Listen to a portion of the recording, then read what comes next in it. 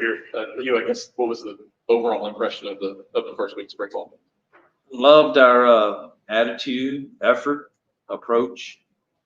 Obviously, to the extent that we need to, the execution of the installs and everything that's a little new, we've got a long way to go. But we're not going to add anything new today. So hopefully we'll see kind of how they retain, from a week off, from the first 3 practices to today. So thought that the return meeting last night was as good as I've seen. Typically you worry about people being tardy or flat tire or whatever, and we had 0 of that. Everybody was back on time early. Team meeting today was really, really good. Had a great day of recruiting. It's been a good day, so hopefully practice will finish off the day really well. Coach, can you talk a little bit about how you spent the week with the players on spring break? And did you get any reports? Were there any players that stayed in town to work and try to get ahead of the game in terms of installs and learning the new system? Well, I let the entire staff off for spring break. I mean, we haven't had typically the normal year, you would hope the dead period of February gives us a breather, but we went straight from recruiting to installing and learning each other in February, so we had no time. So the staff, some are still trying to get their families here, I think, and so I can't really answer. I do know some stayed in town because I talked to several, but Dom, I'm sure Dom's not going anywhere. He never goes anywhere.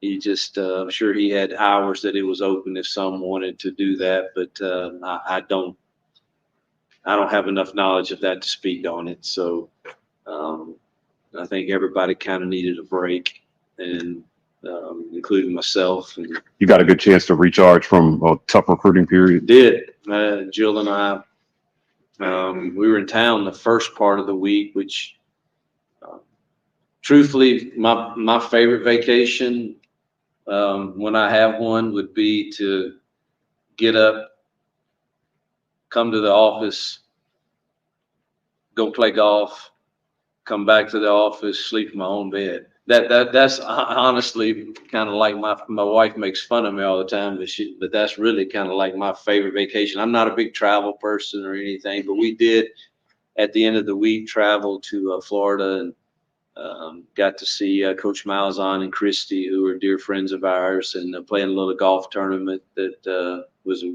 big golf tournament actually. But so we had a combination of things, but I did definitely enjoyed my week. Tom. I'm sorry, Coach Barrett. Tom. Just wondering what your thoughts are on the proposed NCAA rules changes to the clock, especially not stopping after first downs. I honestly don't know. We have such a great product. When I'm sitting in those meetings and I don't have much of a voice, I just said, our game is in our last meeting I was in, that our game is, I think, as exciting as any sport that is out there. And I just hate to see us tinker with too many rules.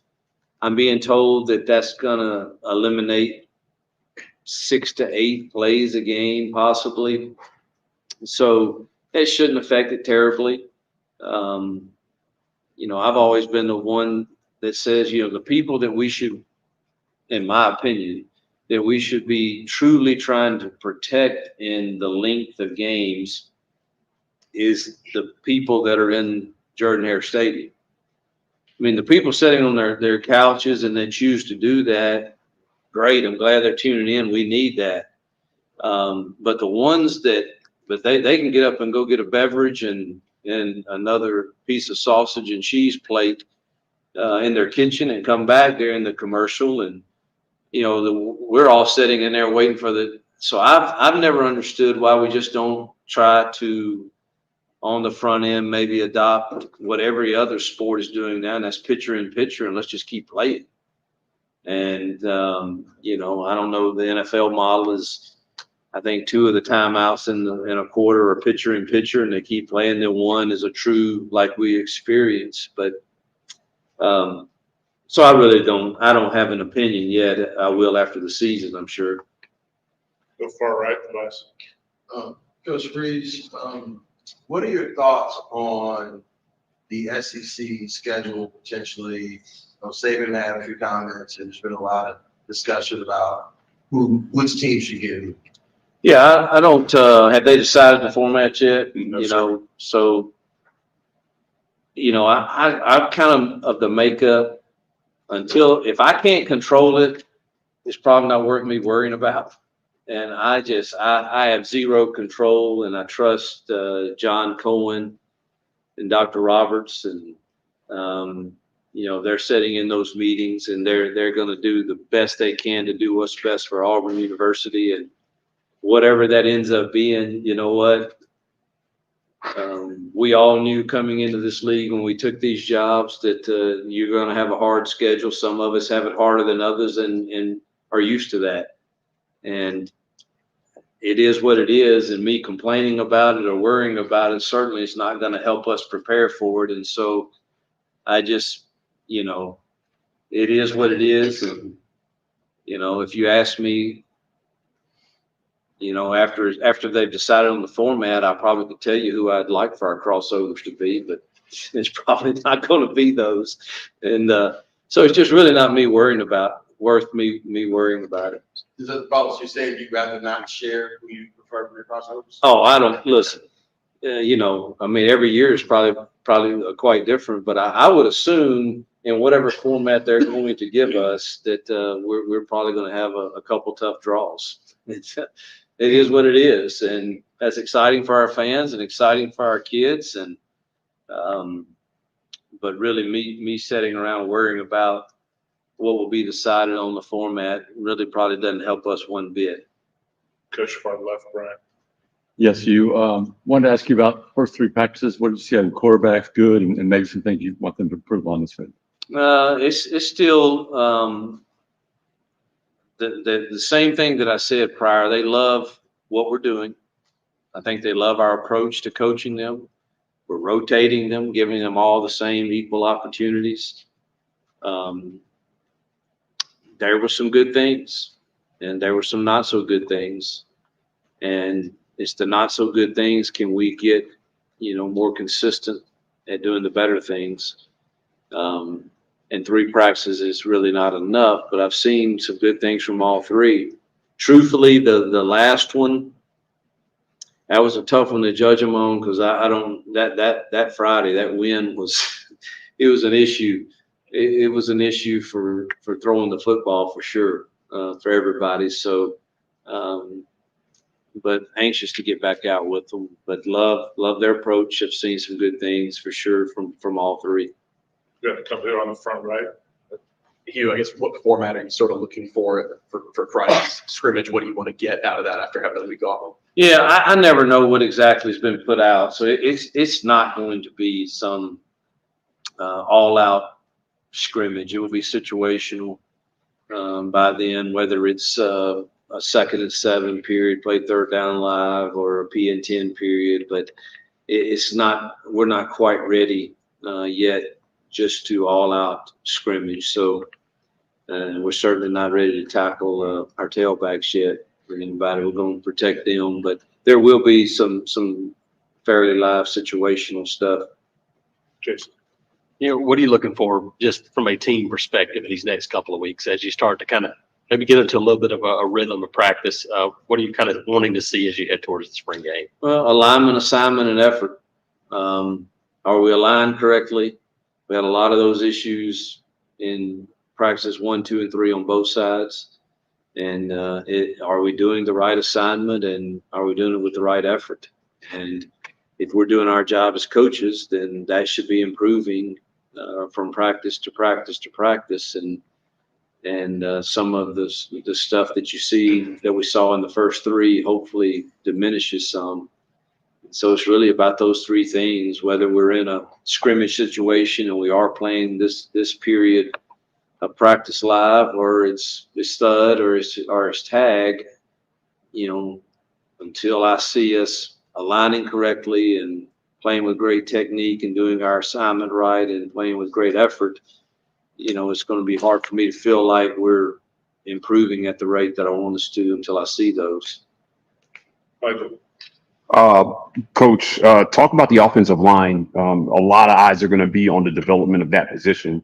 What kind of progress are you guys making there? You've got a lot of newcomers, and how are they adapting to doing what you're asking them to do?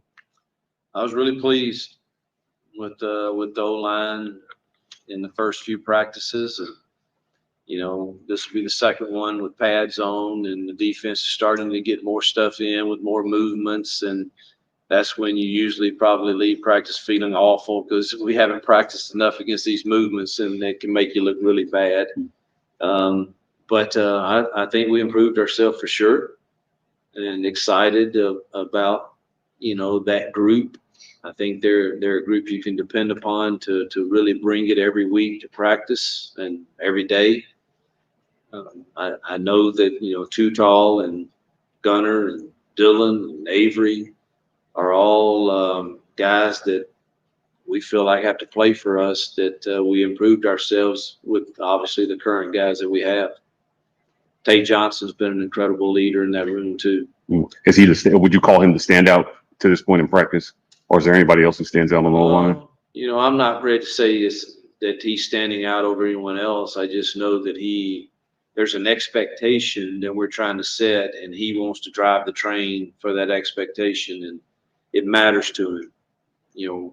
Wearing Auburn on his chest means something, and you can't have enough of those guys. got a follow-up from Tobias on the far right, Coach. How difficult is it to have an offensive line? We have a guy from Tulsa, a guy from JUCO, there's guys from different places. How difficult is it to merge it to a cohesive group at Auburn? I don't see that as a great challenge. I mean, it happens every year, whether it happens in January or whether it happens in August. But usually in January, you're adding quite a few pieces to your puzzle, whether they come from Tulsa or whether they come from high school. I didn't mention the high school mid-year enrollees that we had that are the same, that, Connor Lou and Clay and Braden, and, we're thrilled. We needed depth in that room to be able to practice. And so I don't think that's a huge challenge. That's something that we're kind of used to dealing with. And, I think players by now, if they're realistic, they understand at this level, every year we're trying to out-recruit you. And not many coaches will say that, but that's the truth. You got to compete every year to earn your time. And we're going to try again next year to go find another one that's even better. And, but you still need all of them, and forming them together when they're competing for playing time and also trying to form a great team. That's probably that's somewhat of a challenge for sure, but it's something that we're kind of used to. Anything else? Good. All right, Coach. Yeah, Thank you. can I Yeah, say, sure. man, congratulations to Coach Pearl, basketball team. Man, I mean, they've showed a lot of resolve this year, and I don't know, man. I've got this gut feeling that they might show up and make a run in this thing, and just happy. And I know I'm happy for the Auburn people that it's in Birmingham, and hopefully more of our people can get there. But really, I text with him like every other day or every game day for sure. But excited for him, his staff, and our players. And also, I think Coach Jay and the women's also made it to the WNIT, and wish them a lot of luck. But pulling for those guys.